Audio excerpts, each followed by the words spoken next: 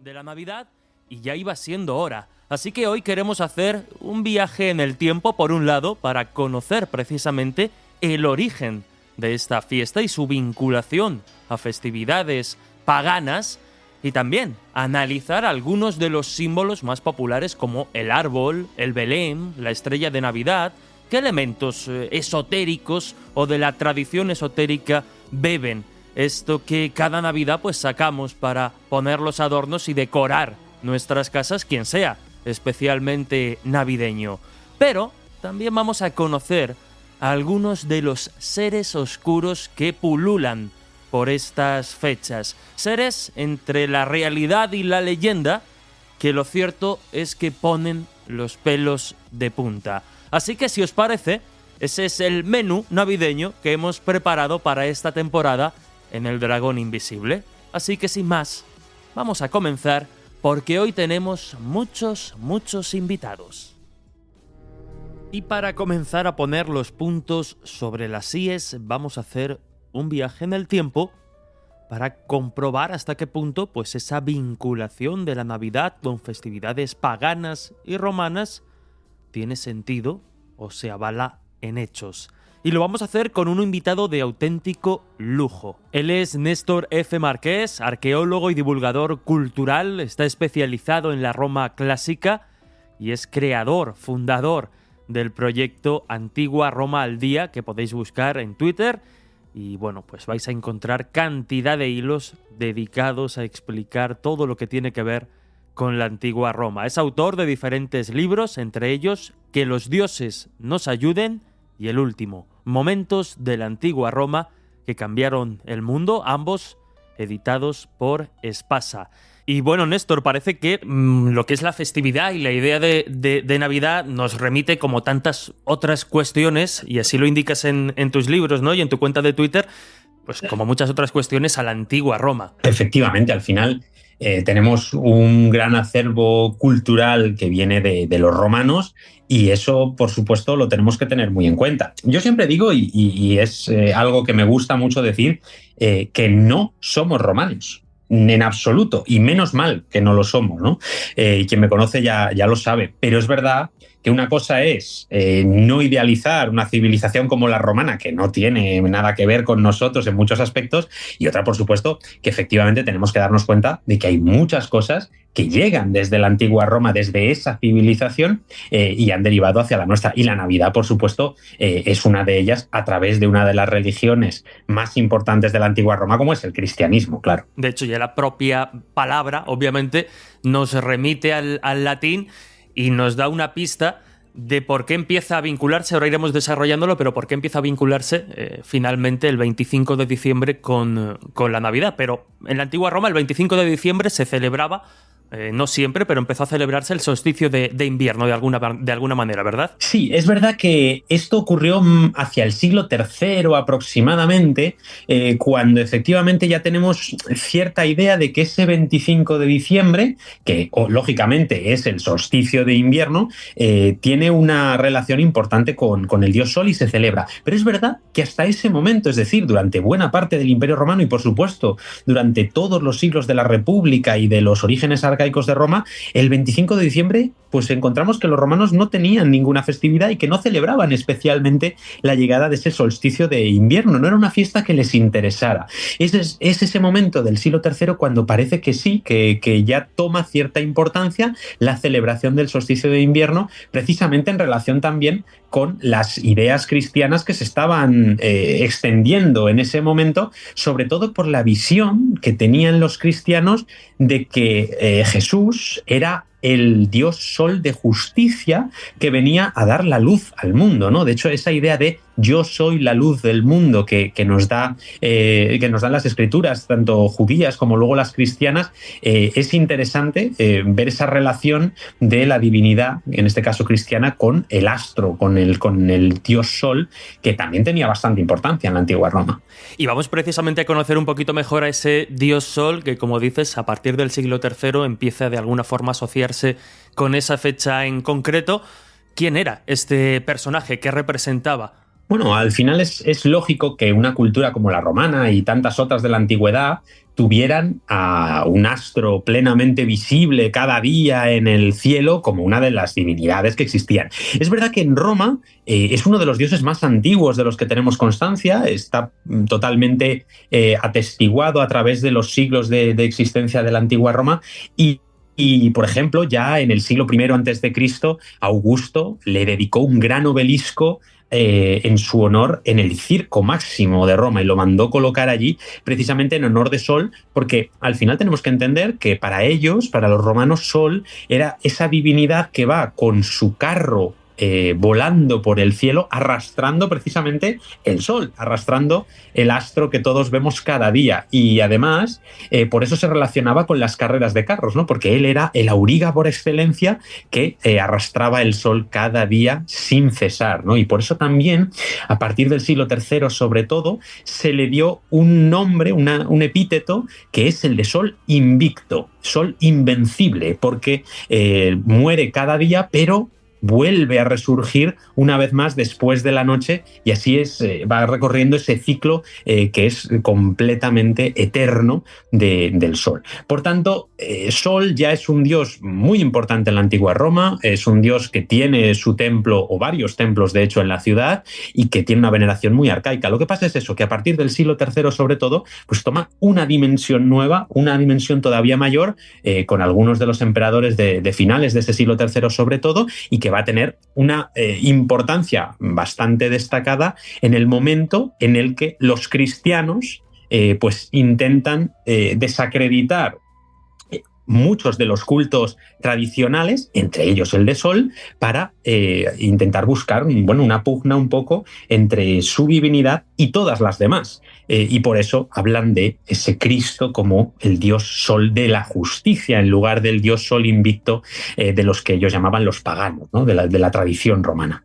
Y ahora iremos precisamente a por qué se escoge esa fecha y cómo empieza a hacerse todo un poco esa campaña, pero otra divinidad, otro dios al que suele asociarse o vincularse la fecha del 25 de diciembre es el famoso dios Mitra, pero en este caso no tenemos, digamos, un registro o una fuente definitiva que lo confirme.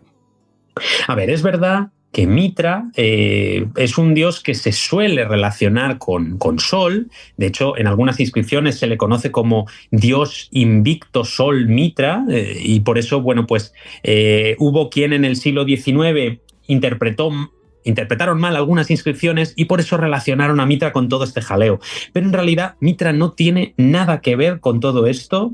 No tenemos ninguna fuente, ningún resto arqueológico que nos diga que Mitra naciera el 25 de diciembre o que incluso los cultores de Mitra celebraran ningún tipo de fiesta en este día, con lo cual esto es algo que efectivamente es un bulo y tenemos que eliminarlo totalmente de la ecuación. Aquí Mitra no pinta absolutamente nada. Y vamos precisamente con ese paso ya en el momento en el que el cristianismo se decide a inculcar de alguna forma una festividad de este tipo. Y claro, aquí nos encontramos con varios problemas, pero partimos de la base de que Jesús como personaje histórico existió, y partiendo de esa base nos encontramos con un problema, y es que en los evangelios no aparece reflejada una fecha concreta de su nacimiento y hay que empezar a hacer un poco de cábalas y de cuentas.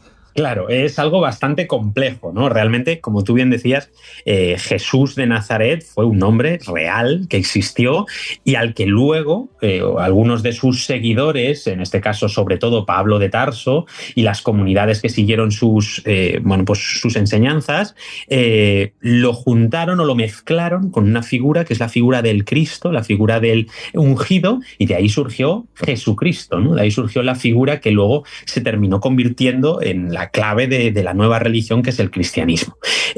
Pero más allá de eso, efectivamente, en el siglo III, sobre todo, tenemos algunas evidencias de autores cristianos, como por ejemplo Julio Africano, que intentan averiguar la fecha de la Pascua para poder celebrarla. Y claro, para poder averiguar esa fecha de la Pascua, lo que hacen es indirectamente descubrir la fecha que ellos pensaban, o en la que ellos pensaban que había ocurrido el nacimiento de Cristo, con lo cual, de una forma indirecta, ya parece que llegan hasta ese 25 de diciembre, lo cual es muy interesante porque si tenemos en cuenta un embarazo perfecto de 9 meses, una concepción perfecta, tendríamos que ver que Cristo habría nacido el 25 de diciembre, es decir, en el solsticio de invierno, pero habría sido concebido en el equinoccio de primavera, en el 25 de marzo, lo cual es muy interesante también en esta idea astral o de la teología natural que también tenían muy dentro tanto los judíos como los cristianos. Y de hecho, también es interesante entender que luego Juan Bautista es tomado como de una forma paralela a Cristo, y Juan Bautista nacería en el solsticio de verano y sería concebido en el equinoccio de otoño, con lo cual tenemos esas 4 fechas clave en el año cubiertas totalmente. Y a partir de ahí es verdad que no tenemos una celebración como tal del nacimiento, es decir, de la nativitas, la Navidad, que es lo que significa, ¿no? Nacimiento, natividad, hasta el año al menos 336. Esta es la fecha en la que sabemos con seguridad que en Roma se celebró el nacimiento de Cristo el 25 de diciembre. Probablemente ya desde principios del siglo IV algunas comunidades cristianas lo venían haciendo, pero esta es la primera vez que lo tenemos atestiguado.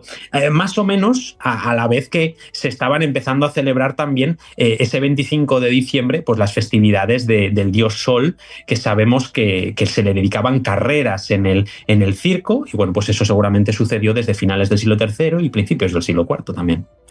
Y a partir de ahí, y ya casi para terminar, pues precisamente vemos, ¿no?, esa vinculación de alguna forma de la Navidad celebrándose el día del solsticio de invierno, que nos remite un poco pues a todo esto que nos has contado y que, como tantas otras cosas, ¿no?, y decíamos al principio, pues de alguna forma nos reafirman ese ADN romano que circula por nuestras venas. Pero ahí está esa vinculación, ¿verdad?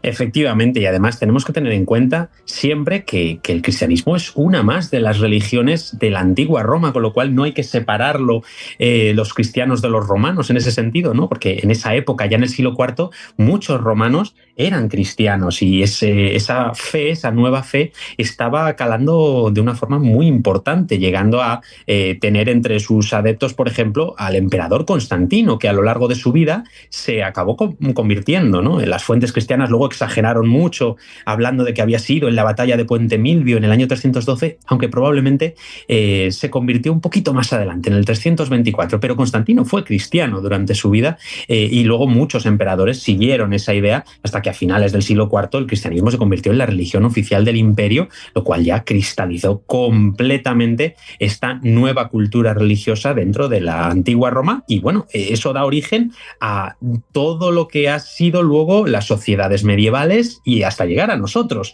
porque realmente de ahí viene toda nuestra historia en ese sentido, al menos una parte de ella viene de ahí y tenemos que conocerla, tenemos que descubrirla. Y una forma de conocerla y descubrirla, desde luego, Néstor, es a través de tu cuenta, Antigua Roma al Día, donde ya sois más de 320.000 seguidores, ¡qué barbaridad! Y, cómo no, a través de trabajos tan interesantes como Momentos de la Antigua Roma que cambiaron el mundo, o incluso Que los dioses nos ayuden, que también tiene algunas pistas de esto que hemos estado comentando, ambos editados por Espasa. Néstor, muchísimas gracias por acompañarnos estos minutos, por explicarnos tan bien y de forma tan rigurosa estas cuestiones que a veces pues se mezclan también con los mitos y los bulos. Y qué decir, que esperamos que no sea la última vez que podamos charlar contigo en estos micrófonos. Muchas gracias, un placer. Claro que sí, muchísimas gracias y por supuesto yo me despido en latín, como siempre. Así que te digo, bene vale.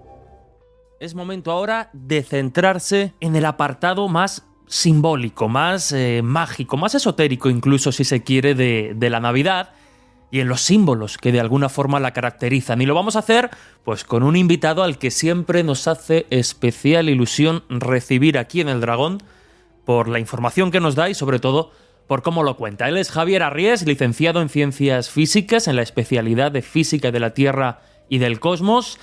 Ha colaborado como articulista en todas las revistas del sector desde hace muchísimos años, como colaborador también en diferentes programas de televisión, de radio, pero sobre todo su principal labor divulgativa se canaliza a través de sus trabajos, a través de sus libros. Y por citar tan solo dos de ellos, los últimos, decir que tiene en su haber pues el libro Magia y Religión Nórdicas y Espíritus y Seres de la Mitología Nórdica, ambos editados por Luciérnaga, como tantos otros trabajos suyos.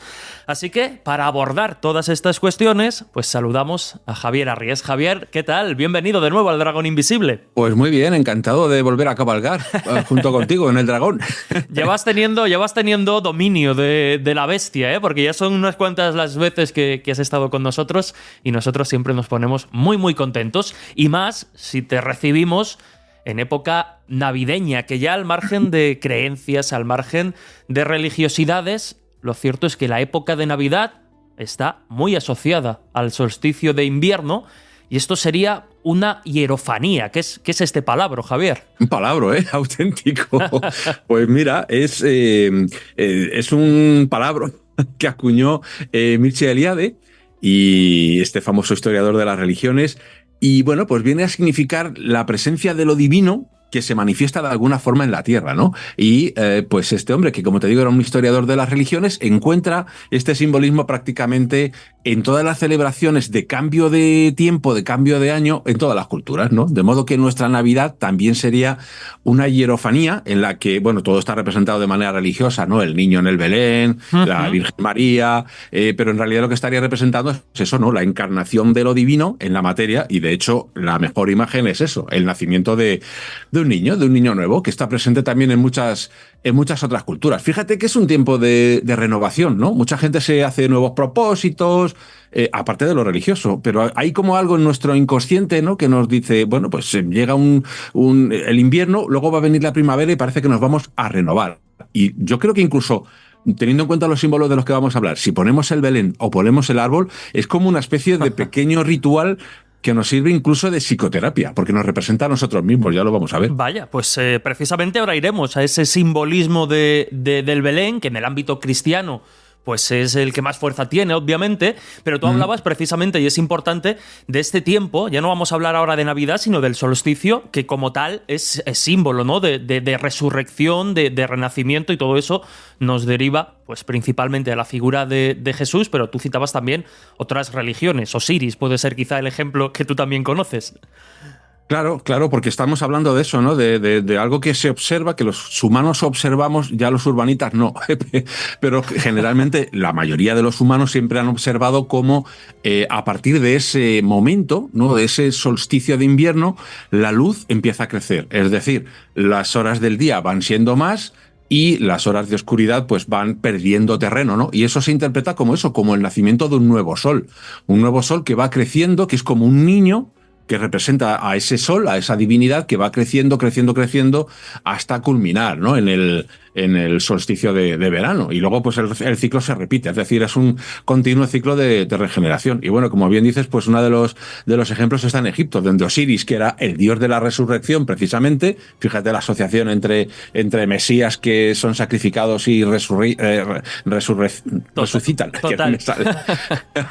Y luego, pues en Osiris, en el caso de Osiris, por ejemplo, lo que hacían era representar al dios en estatuillas de barro, metían en el interior granos de trigo, lo iban regando y claro, con el tiempo esa figurita de barro pues iba brotando, salían los brotes, con lo cual era una representación, una alegoría de esa resurrección del dios. Y es que al fin y al cabo, después del invierno, ¿qué va a venir? La primavera, pues de vuelta otra vez con la idea de la resurrección. Y en Roma, por ejemplo, el Sol Invictus era una festividad que estaba arraigadísima, tanto que los primeros cristianos pues se unían a los paganos en las festividades, ahí esperando al Sol Invictus. Ellos lo identificaban con el nacimiento de Cristo, pero bueno, que tuvieron ciertos problemillas la Iglesia, ¿no? Para apartar a su grey de este tipo de festividades paganas. Y hablábamos ya del Belén, el lugar, digamos, que en el ámbito cristiano es donde se produce un poco esa revelación, esa hierofanía de la que hablábamos, pero claro, hablamos del Belén mucho más allá del lugar geográfico como tal, donde pudo nacer o no, eso es otra cuestión, Jesús, pero como digo, ese simbolismo va mucho más allá. Claro, tenemos que mirarlo todo desde el punto de vista simbólico. Si no lo tomamos como algo histórico, pues no tiene sentido ninguno, porque este tipo de historias míticas pues no tienen sentido. Pero desde el punto de vista simbólico de las cosas que nos pasan en nuestro consciente y en nuestro inconsciente, pues tiene mucho sentido. Fíjate que Betlehem significa literalmente casa del pan. Y fíjate la asociación que hacíamos con el trigo. Bueno, pues esto es una metáfora del horno que es, fíjate que es como una cavidad, ¿no? Cuando metemos las figuritas del Belén, en realidad es como un horno. Es verdad. Y ahí el trigo se convierte en pan, ¿no? Y este es el símbolo del alimento del espíritu. Y esto pues nos recuerda mucho precisamente a la Eucaristía, que es un rito cristiano, pero que está presente también de otras maneras en otras religiones, ¿no? Porque lo que se hace es tomar el cuerpo de la divinidad se supone que estás tomando una comida o algo donde está encarnado el cuerpo de la divinidad. Pues aquí lo mismo. El pan sería un símbolo de esa divinidad encarnada en el mundo. Hay incluso algunos evangelios apócrifos que no hablan tanto del Belén como el lugar que nosotros tenemos en el imaginario, sino que pudo producirse quizá ese episodio en una gruta, que también tiene cierto elemento simbólico. Efectivamente, de hecho sí lo es. El caso es que está siempre metido, el Belén está metido siempre en una especie de orificio en alguna parte, ¿no? Y simbólicamente es una gruta en una montaña, y eso es un símbolo universal, ¿no? En los iconos rusos, por ejemplo, se ve a la Virgen María dentro de una cueva donde está dando a luz, y en una montaña, generalmente, y ella está recostada y es de un tamaño gigantesco, enorme con respecto al resto de las figuras, ¿no? Hay como una asimilación, y de hecho en parte de la liturgia ortodoxa se dice, ¿no? Se dice que ella es la cueva sagrada, ¿no? Donde nace el divino niño. Bueno, pues eso es una representación de la materia, ¿no? La Virgen María, fíjate que además tiene cierta resonancia, ¿no? Con Mater. Es la madre, mater y materia, pues forman parte de, o tienen la misma raíz, ¿no? En el lenguaje indoeuropeo. Así que madre, materia, pues viene a ser lo mismo. Ella es como la sustancia primordial. ¿Que nace el qué? El espíritu dentro de ella. Es decir, el espíritu está dentro de lo material cuando nace, ¿no? Y ese es un poco el simbolismo, además de esa montaña, que también es otro símbolo sagrado, ¿no? Que es la culminación hacia arriba y hacia Dios, ¿no? O el espíritu, llamémoslo como lo queramos, y dentro, pues esa caverna donde estamos nosotros, que es una imagen del propio universo. Y este planteamiento que nos haces, probablemente a muchos oyentes les resuene a la alquimia y a estas cuestiones más mágicas, pero es que incluso si nos vamos de la figura de la Virgen y nos vamos con la figura de Cristo, con la figura del niño Jesús, incluso desde esa alquimia ya en plena Edad Media se llegó a identificar a Cristo con la piedra filosofal. Efectivamente, claro, para los alquimistas utilizaban, por un lado, pues la mitología griega, el hermetismo, pero también hacían mucho uso de las imágenes cristianas, y para ellos la piedra, pues en sus escritos, de manera simbólica, la podían identificar con Cristo, ¿no? Y esto ocurría después de la aparición de algo que dentro del Atanor, de nuevo otra vez ese recipiente, ¿no? Que es donde ocurre todo esto, una bóveda donde está teniendo lugar esta hierofanía alquímica. Bueno, pues ahí aparece en determinados compuestos de mercurio, ya sabes, el azufre, el mercurio, la sal, estos compuestos alquímicos, aparecía algo que parecía una estrella, ¿no? Y algunos alquimistas contemporáneos dicen que sí, que realmente aparece algo ahí que parece una estrella, ¿no? Claro, lo identificaban con la estrella de Belén. Bueno, Fulcanelli, su discípulo Cancelliet, ¿no? Que son alquimistas modernos, pues hablaban de ello, ¿no? Y como diciendo, pues eso es el nacimiento, ¿no? De la piedra, y de alguna forma se está reproduciendo el Belén dentro del Atanor alquímico. Así que incluso en eso, pues tenemos bastante en lo que pensar desde el punto de vista simbólico. Qué curioso, qué curioso. Y por repasar también algunos de los personajes de Belén más populares, pues tendríamos, como no, a los pastores, e incluso, si nos vamos un poquito más, pues a los reyes también. ¿Qué vinculación podemos establecer entre estos actores, digamos, en la representación de la Natividad? Pues mira, los pastores, que son conductores, ¿no? Conductores de ganado. Desde el punto de vista esotérico, podríamos decir que el ganado es como la gente común que todavía no ha alcanzado la iluminación. Así que los pastores serían gente que tiene un conocimiento y que son los primeros que van a adorar al Cristo nacido, ¿no? Es curioso.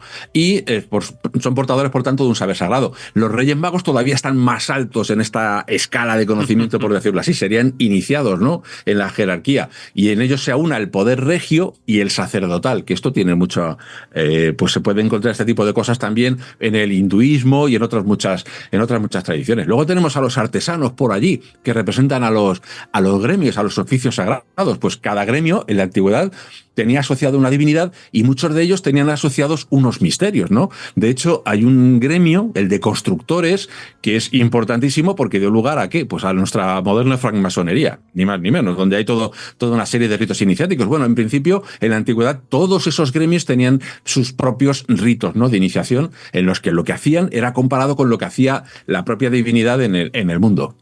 Y vamos a abandonar de alguna forma ya el Belén y nos vamos a ir al otro símbolo por excelencia de la Navidad, que de alguna forma ha eclipsado, ¿no?, al propio Belén como elemento más cristiano, que es ni más ni menos el árbol de Navidad. Y claro, ya que si entramos en la simbología del árbol podemos salir locos. Pero hay varias leyendas que nos hablan de un posible origen de este árbol de Navidad. Dos de ellas, de hecho, de clara vinculación cristiana, y ahora veremos por qué. ¿Cuáles son esos orígenes? Porque, por ejemplo, tenemos a este monje inglés llamado Winfrid.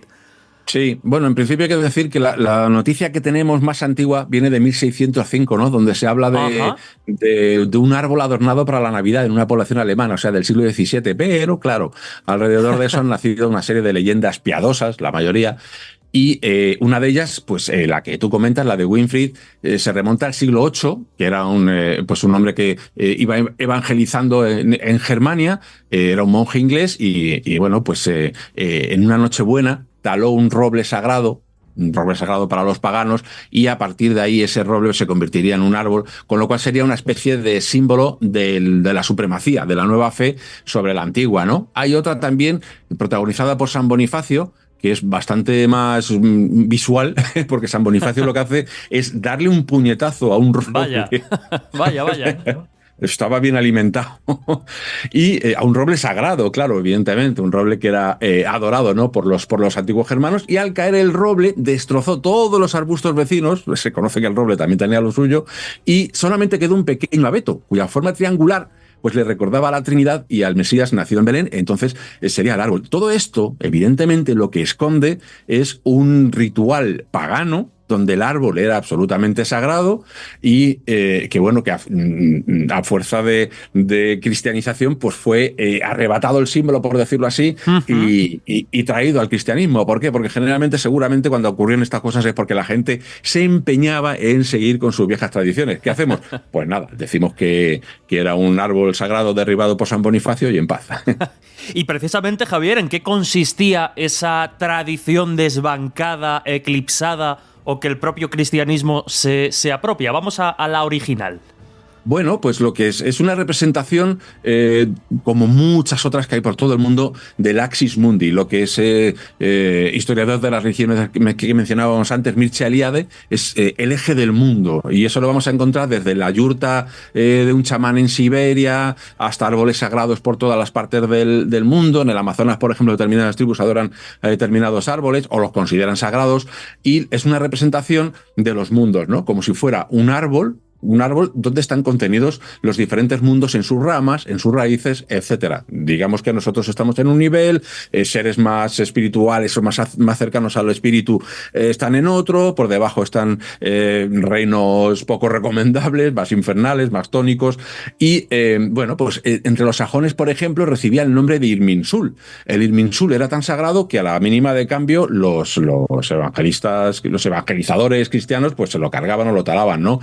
Una de las cosas que hizo Carlomagno, por ejemplo, para poder derrotar a los sajones y convertirlos a la nueva fe, pues era talar todos los árboles sagrados que ellos consideraban una representación del Irminsul. Y entre los nórdicos, entre los vikingos, etcétera, es el Yggdrasil, ¿no?, que es donde, por ejemplo, el propio Odín se autosacrifica, ¿no? De modo que, de nuevo, tenemos aquí el tema del sacrificio, el árbol, una representación del mundo, como el Belén, que es una representación como si fuera la bóveda celeste y dentro los personajes que somos nosotros en realidad y nuestras, digamos que nuestros arquetipos, ¿no?, cerebrales, y ahí está esa relación, ¿no? Un Cristo que va a morir precisamente en una cruz en la que una de las leyendas dice que era un vástago del árbol de la vida del paraíso, y Odín hace lo mismo, se sacrifica en ese árbol, ¿no?, en el árbol de los mundos. Y hablábamos antes, precisamente al inicio de la entrevista, de cómo determinadas ideas trascienden las culturas y trascienden también las religiones. El árbol primigenio, ese árbol mítico que de alguna forma, como nos decías, sostiene los mundos, lo encontramos también en diferentes tradiciones, en diferentes tiempos y en diferentes culturas. Pero otro de los elementos que caracterizan al árbol y de alguna forma nos puede pues unir de nuevo con la metáfora o la representación del Belén es precisamente la estrella que se coloca siempre en la parte superior. Esa estrella encima del árbol que también, obviamente, pues hace referencia a muchas ideas y a muchos símbolos. Claro, sí, fíjate que la coronamos y en realidad, aunque en el relato es una estrella que se mueve y que guía a los Reyes Magos, ¿no? Pero en realidad cuando hacemos la representación lo que hacemos es ponerle arriba del todo como una culminación. Evidentemente lo que representa es la luz, ¿no? Un faro en las tinieblas. Es una manifestación de la propia divinidad entrando en lo más profundo de la materia mater virgen, volvemos ahí a ese tema. Es algo alrededor de lo que gira todo el árbol y todo el Belén y por lo tanto, de manera esotérica o de manera simbólica, pues puede aludir a la estrella polar, ¿no? Que es la estrella alrededor de la cual gira todo el firmamento. Está presente, por ejemplo, en símbolos como la esvástica, el triskelion, etcétera, donde hay una serie de aspas, por decirlo así, que giran alrededor de un centro común. Ese centro común, si te digo, lo tenemos en la bóveda celeste y es la estrella polar, ¿no? Que, por ejemplo, pues está presente en muchas culturas y tiene también ese halo de ser el eje de todo, ¿no? De lo que todo cuelga. Y, por ejemplo, los samoyedos, ¿no? Que la llaman el clavo del cielo. Y de ella está colgada la yurta, que sería la gran bóveda celeste. Una yurta es una tienda, ¿no? En la cultura de los siberianos. Así que, pues tenemos esa estrella que además a veces se representa como una estrella de 6 puntas. Y esto nos recuerda al sello de Salomón, compuesto de 2 triángulos que se cruzan, uno hacia arriba, equilátero, y otro hacia abajo, ¿no? Lo alto y lo bajo. Y eso nos lleva al macrocosmos, al cosmos, ¿no? Al cosmos mayor. Pero a veces se representa como una estrella de 5 puntas, que tenemos ahí, el viejo pentagrama pitagórico, ¿no? Que siempre ha sido una representación del hombre, ¿no? La estrella de 5 puntas. Y ya casi para terminar, porque nos quedan apenas unos minutos, Javier, pero claro, mucha gente dirá, vale, hemos hablado del árbol, de la estrella, pero ahora también se decora pues con las bolas de Navidad, con las guirnaldas, y también podríamos encontrar cierta relación o ciertos elementos que podrían representar esos adornos contemporáneos, como podría ser en el caso de las guirnaldas, esa cadena simbólica que une los mundos entre sí. Cuéntanos. Efectivamente, estamos haciendo cosas que en realidad, como te digo, son símbolos, nos lo hacemos de manera inconsciente, Total. Pero que tienen un rico simbolismo. Por ejemplo, las bolas. Las bolas pues representan precisamente los mundos, ¿no? Que están colgando de ese árbol. Fíjate que en principio, en vez de bolas, eran manzanas, ¿no? Y hay una leyenda que dice que San Bonifacio, ese hombre fortachón que derriba árboles a puñetazos, pues las puso en el árbol para recordar la manzana del paraíso. Con lo cual, el propio árbol, desde ese punto de vista cristiano medio pagano, pues está recordando también a esa manzana, ¿no? Que cuelga del árbol, que estaba en el paraíso, que también es una representación de ese Axis Mundi. Bueno, pues la manzana además está asociada a la abundancia y al conocimiento. Si tú abres una manzana por la mitad, vas a ver que tienes una estrella de 5 puntas, ¿no? Las semillitas. Y por eso para muchos representa precisamente esa estrella de 5 puntas. Bueno, las manzanas acabaron sustituyéndose por bolas de cristal, ¿no? Que se fabricaban en Bohemia y que son las que ahora mismo pues ponemos nosotros. Pero ahí también muchas veces ponemos piñas y no sabemos por qué. ¿Por qué se ponen piñas? Pues porque representan prosperidad, abundancia, fertilidad, también la inmortalidad, y esto es un simbolismo que nos retrotrae al paganismo también grecolatino. Se ponen también campanas, ¿no? Que anuncian la buena nueva, que es, digamos, que el símbolo más directo, pero que también ahuyentan los malos espíritus, ¿no? Se supone que las campanas cuando se tocan ahuyentan a los malos espíritus, porque son algo asociado a lo divino, a las iglesias. Y también podrían representar el sonido primordial del universo, ¿no? La música de las esferas. Esas mismas esferas que hemos puesto en forma de bolas. Se suelen poner también herraduras, tanto en el árbol como en otros sitios de la casa, que también pues son elementos que dan buena suerte, ¿no? O se piensa eso, que dan buena suerte. Y en las puertas solemos poner también coronas. Y fíjate que eso también es una representación muy, muy antigua, precristiana, de la rueda del año, del ciclo del año. Volvemos otra vez a eso, a la observación astronómica y a cómo el Sol va dando esa vuelta a lo largo del año y cómo se va moviendo entre las estaciones representando un ciclo eterno, resurrección. Nos renovamos. Pues Javier, de verdad, muchísimas gracias como siempre por dedicarnos unos minutos a, pues hacernos en definitiva mucho más conscientes de todo lo que rodea a esta festividad. Gracias, compañero, y nos escuchamos en próximas ocasiones. Un fuerte abrazo. Gracias a vosotros y feliz Navidad. ¡Feliz Navidad! Continuamos en el Dragón Invisible, Radio Castilla-La Mancha, y lo hacemos pues celebrando la Navidad a nuestra manera, escudriñando su historia, sus símbolos y sus leyendas. Pero ha llegado el momento de dejar a un lado la luz, el color y la fantasía que popularmente impregnan estas fechas para echar un vistazo al lado más oscuro de la Navidad. Hace no demasiado dedicábamos un programa a las Cortes de Muertos. Lo hacíamos junto a la periodista Israel Espino, especialista en mitos y creencias y autora del libro del trabajo recomendadísimo Gente de Muerte, editado por Almozara. Bien, en ese programa se habló precisamente de que en estos meses de invierno las leyendas de la vieja Europa nos hablan de ejércitos espectrales que se trasladan en las tempestades, en las nubes oscuras, y cuyo propósito pues es desconocido, pero aterrador. Esta sería la base del fenómeno espectral conocido como la cacería salvaje y de sus distintas manifestaciones que, bueno, pues como decíamos, ¿no?, a través de hordas sobrenaturales pueblan las noches de invierno. Pues bien, precisamente la noche de Navidad y desde días antes se encuentra especialmente activa uno de estos ejércitos de muertos que nos remite a la mitología nórdica y al que, desde luego, es preferible no encontrarse.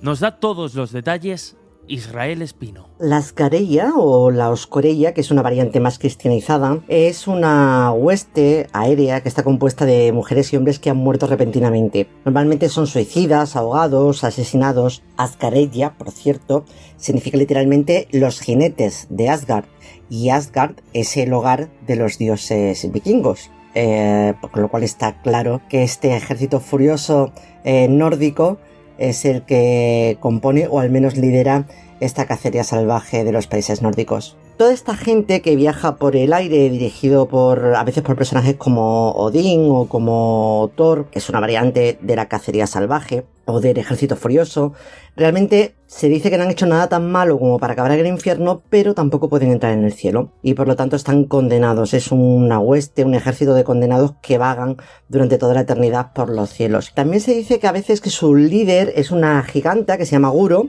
que está casada con Sigurd, que es un hombre más antiguo que el tiempo. Y montan unos caballos y llevan una hueste que cuando más activas se mantienen es precisamente en la época oscura. Empieza en Lusinac, que es la noche de Santa Lucía, el 13 de diciembre, y la noche de Navidad, que es aproximadamente el solsticio, realmente el 24 o 25. Hay que tener cuidado, porque donde quiera que van, arrastran a la gente con ellos, y para protegerte, pues hay que marcar una cruz en la puerta de la casa, en el establo, y si oyes, estás en casa, que no deberías salir durante esas noches, y te los encuentras, siempre puedes tirarte al suelo y hacer una cruz con tus propios brazos. Es la única manera de que no te lleven con ellos. Pero quizás muchos pues hayáis establecido cierta relación entre las características de estas cacerías salvajes y uno de los protagonistas absolutos de la Navidad, Papá Noel.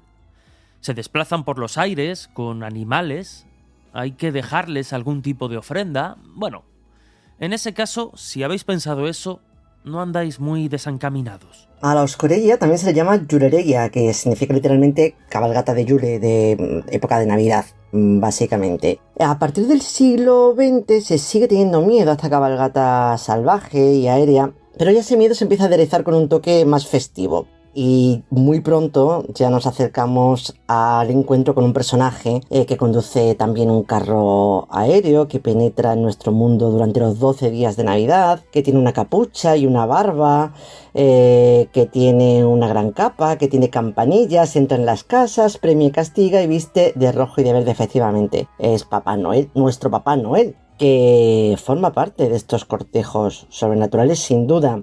En los Países Bajos, por ejemplo, durante la noche del 5 al 6 de diciembre, San Nicolás y su caballo blanco cabalgan sobre los techos nevados y lanzan regalos por las chimeneas. Unos regalos que los niños encuentran a la mañana siguiente muy a menudo escondidos en los zapatos, como pasa también aquí en España. No hace falta hilar muy fino para relacionar esta imagen con la del barbudo Wotan, que cabalgaba su caballo, Sleipnir, de 8 patas, por el cielo junto al ejército de muertos. Wotan es Odín, el dios nórdico que es también el líder de esa cacería salvaje o de ese ejército furioso. También hoy los niños dejan comida para el caballo de Santa Claus y antiguamente los antiguos germánicos ofrecían comida a sus dioses metiéndolas precisamente en calcetines y en zapatos junto a la chimenea. También la costumbre de las tribus germánicas de intercambiar regalos en diciembre se fusiona con la nueva tradición cristianizada y Wotan, por ejemplo, cambia su lanza por un báculo dorado y mientras que la iglesia bizantina siempre ha representado a San Nicolás con una barba corta, Santa Claus tiene una barba entera que coincide con la de Wotan. Pero el bondadoso Papá Noel tenía que tener un reverso tenebroso, si no sería un poco aburrido, ¿no? Y en determinadas culturas este papel recae sobre un ser monstruoso y oscuro, el Krampus. Escuchamos a la periodista Israel Espino. El personaje más temido de la Navidad ahora mismo es sin duda el Krampus. Es un personaje fantástico, a mí me apasiona. Y es una criatura demoníaca, tiene orejas de elfos, grandes cuernos, es propia de los países alpinos, castiga a los niños malos durante la temporada de Navidad, mientras que San Nicolás premia a los niños buenos. No siempre ha sido así, hubo un tiempo en que estaban los dos mano con mano. Krampus aparece la noche del 5 al 6 de diciembre, no de enero, y merodea por las calles durante esa noche. Esa noche, de hecho, se conoce como la Krampusnacht, la noche del Krampus. A veces aparece solo, a veces junto a San Nicolás, y hace sonar cencerros y cadenas para asustar con su presencia, algo que también es muy típico de las cabalgatas sobrenaturales. Tiene un rostro como de diablo, con cuernos, la larga lengua roja que le cae, el pelo negro, con mucho pelo, un pelaje oscuro, y por supuesto patas de cabra, que nos recuerda también a estos personajes de la mitología grecorromana, a los sátiros, a los faunos. En muchas ocasiones también se les representa con una canasta en la espalda donde va colocando a los niños que han sido malos, los secuestra para llevárselos a verlos y comérselos. Es una maravilla de ser que además se está recuperando como muchos otros seres navideños. Y ahora mismo en las estaciones alpinas, si os acercáis en estas noches de principios de diciembre, de la noche del 5 al 6, vais a poder encontraros con un montón de Krampus que todavía pululan por la nieve asustando a cualquiera que se acerque. Hasta el momento parece que tenemos que apartarnos un poco de nuestras tradiciones más cercanas para encontrar historias y personajes oscuros vinculados a la Navidad. Tranquilos, porque después de escuchar al ilustrador y especialista en folclore Javier Prado, vais a comprobar que nuestra tradición no se queda corta. La mitología y el folclore universal están llenos de personajes fantásticos relacionados con la Navidad. Seguramente el más famoso en Occidente sería Papá Noel, ¿no? O Santa Claus. Y en España los Reyes Magos, ¿no? Personajes benévolos que se encargan de traer regalos a los niños, pero que también tienen sus, podríamos decir, contrapartes negativas, sus versiones oscuras. Seres que no se encargan tanto de regalar, sino de castigar. Y en ese grupo podríamos decir que quizá los más amables serían los propios pajes de estos Reyes Magos, que con los que muchos padres asustaban a los niños, y asustan a día de hoy, amenazándolos, diciéndoles que si no se portaban bien siempre había un paje real por allí tomando nota para que aquel niño o niña, si el día 6 de enero, si no se había portado adecuadamente, no recibiera ni un solo regalo.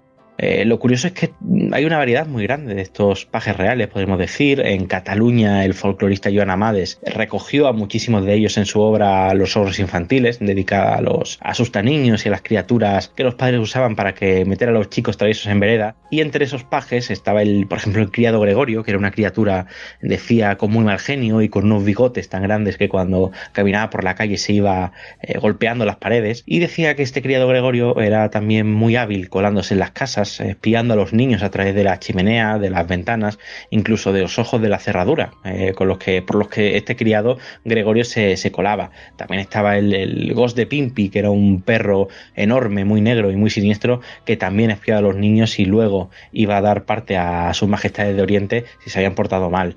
Pero quizá el más peculiar o el más terrorífico de todos estos pajes sería el Fumera, que allí en Cataluña se le describía como un diablillo, como un espíritu, no quedaba muy claro qué aspecto tenía, pero siempre se decía que tenía 4 ojos en la cara y 3 en el cogote. Y con esos ojos se espiaba también a los niños y aparecía en forma de muñeco que muchos padres colgaban de la repisa de la chimenea y con el que amenazaban de nuevo a los niños diciéndole que ese Fumera estaba allí vigilante durante todas las fechas navideñas, mirando que se portaran bien. Y el día 6 de enero, cuando por fin se recibían los regalos, este Fumera pues era quemado en la hoguera o en la chimenea para regocijo de los niños, o desaparecía misteriosamente y los padres decían que se había ido hasta el año que viene para volver a espiar a los niños y hacer que se portaran bien.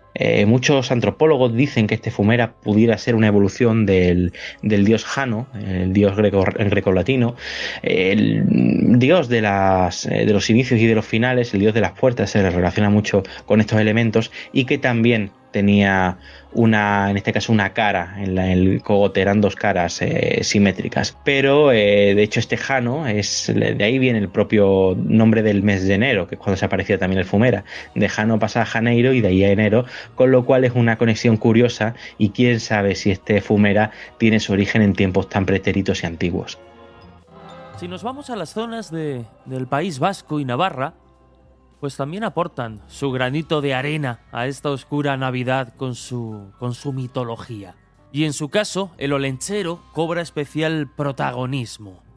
Muy atentos. Otro personaje navideño ibérico sería el que han venido a llamar el Papá Noel vasco-navarro, que es el olenchero, muy conocido hoy, y que aún se le puede ver en algunas procesiones navideñas en forma de disfraz o en forma de figura, normalmente representado como un carbonero muy bonachón, barrigón, que baja del monte y que deja regalos a los niños en Nochebuena, un comportamiento que a todas luces es herencia de ese Santa Claus que todos conocemos. Pero ese olenchero amable, agradable, cercano, no siempre fue así, porque antiguamente se decía que este olenchero era una criatura fantástica que nada tenía de humana o muy poco, ya que era un ser terrorífico con 366 ojos, tantos como días tiene un año bisiesto, repartidos por todo el cuerpo, y decían que era el último de los gentiles. Gentiles, luego la raza mítica de gigantes de la mitología vasca y navarra, estos seres de fuerza portentosa que habían construido los menires y los monumentos megalíticos, y que según algunas crónicas habrían desaparecido con la llegada del cristianismo y habrían huido a internarse bajo tierra, ya que era una especie de raza de seres primigenios, esa otredad anterior al cristianismo, y que no había cabida para ellos con la llegada de Cristo, o eso se pensaba. Pero este olenchero era la excepción que confirma la regla, ya que parece ser que sí se medio convirtió al cristianismo y aún sigue vagando por la tierra haciendo fechorías, o en este caso apareciéndose los días cercanos a la Navidad, como la noche de Nochebuena. De hecho, en algunos pueblos vascos y navarros se decía que este olenchero se colaba en los hogares y que no convenía que lograra entrar en casa, porque siempre iba armado con una hoz, siempre iba cubierto de hollín, con todos esos ojos centelleando en la oscuridad, y se decía que si no encontraba alguna ofrenda, si no encontraba restos del banquete de Nochebuena, si la llama de la chimenea no calentaba lo suficiente, o incluso si la propia chimenea estaba sucia, no tenía reparos en con su hoz ir cuarto por cuarto, habitación por habitación, acabando con los habitantes de una casa. Tanto era así que acabó casi siendo usado como un hombre del saco. De hecho, Pío Baroja dejó escrito que cuando él era pequeño le decían que si no se portaba bien, ese olenchero bajaría por la chimenea con esos ojos brillando con un resplandor rojizo, lo metería en un saco y lo lanzaría a la playa de la Zurriola en San Sebastián. Con lo cual, este olenchero no siempre fue tan amable, no siempre fue tan bienvenido en los hogares, y quién sabe si aún en noches oscuras de estas fechas vaga por ahí con su hoz en ristre buscando chiquillos que se hayan portado mal. Para terminar, Javier Prado nos va a presentar al personaje, para mí, más siniestro de los que hemos conocido hasta ahora. Ni Krampus ni nada, vamos. Se trata de la Viejanera, Un personaje diabólico y terrorífico al que no querrás encontrarte ni en tus pesadillas. Pero de entre todos los seres navideños terroríficos que habitan por España, hay uno que destaca en cuanto a maldad, en cuanto a terror y en cuanto a que es una criatura a la que no quieres encontrarte de ninguna forma, y es la viejanera. También llamada, vijanera, vinjanera, bijonera, tiene muchísimos nombres. De hecho, hay quien la relaciona con la vijanera, que es una mascarada que tiene lugar en la localidad de Silió, en Cantabria, de donde es oriundo este personaje. Se le describía como una especie de criatura espectral, como una anciana muy alta, delgada, famélica, que se aparecía precisamente la noche de Nochevieja, del 31 de diciembre al 1 de enero. Y esa noche los padres advertían a los niños de que debían comer mucho durante el banquete que celebraban por la noche, ya que cuando se acostaran esta viejanera iba a aparecer en sus cuartos, se iba a colar por las ventanas, por la chimenea, e iba a palparles la barriga, el estómago, porque esta criatura siempre sabía si un niño había comido bien o no, y si notaba que no había probado apenas bocado durante ese banquete tan importante, sacaría una horca descomunal que siempre llevaba consigo, o una uña muy afilada según otras versiones, abriría a los niños en canal y les devoraría las vísceras. Evidentemente era una forma de que los niños comieran bien, sobre todo en épocas en las que los alimentos no eran tan abundantes, y desde luego es una criatura terrorífica que curiosamente también tiene un arraigo, podríamos decir, muy antiguo. Según algunos estudiosos, como Esther Terán González, que tiene un artículo maravilloso titulado "Que viene la viejanera", en la que hace un estudio por varios pueblos de Cantabria, podría tener su origen en ciertas festividades antiguas, ya que también era habitual en otras localidades que alguien se disfrazara de viejanera y fuera casa por casa, puerta por puerta, siempre cubierta con un pañuelo muy grande, con un sombrero muy negro, pidiendo alimento que, si no le era concedido, sustituiría, decían los padres, por los niños de la casa. De hecho, siempre iba pertrechada de un cubo lleno de sangre que removía con un palo sangre animal, y esto podría ser una reminiscencia, un vestigio de algún antiguo festival o fiesta o celebración casi romana, en la que esta viejanera sería, este personaje, una encarnación de ese invierno cruel, de ese invierno ya moribundo, que aunque le quedan todavía unos meses de vida, intenta alargar su vitalidad, en este caso devorando y chupándole la sangre a los niños como si fuera algún tipo de entidad vampírica. De hecho, el propio nombre de viejanera hay quien lo relaciona con una contracción de la vieja añera o del viejo año que se muere y que de nuevo intenta expandirse más allá, en este caso devorando entrañas, devorando sangre, chupándosela a los niños y en definitiva intentando alargar esa vida fría, esa vida dura y esa vida terrible que es la del invierno, que arrasa todo a su paso. Síguenos en redes sociales y forma parte del equipo.